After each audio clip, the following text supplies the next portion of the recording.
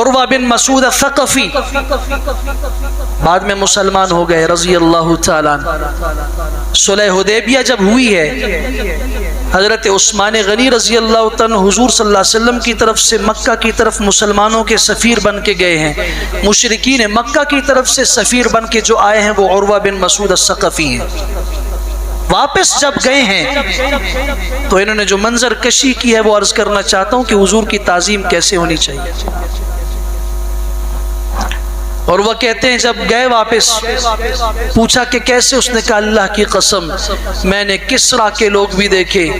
ایران کے بادشاہوں کے درباروں میں بھی گیا، روم کے بادشاہوں کے دروازوں پہ بھی گیا، اور میں نے بڑے بڑے دربار دیکھے، شعراء کی مجالس دیکھی، عمراء کی مجالس دیکھی، تعظیم دیکھی بادشاہوں کی، وزراء کی، لیکن اللہ کی قسم جو تعظیم محمد صلی اللہ علیہ وسلم کے اس کے ساتھ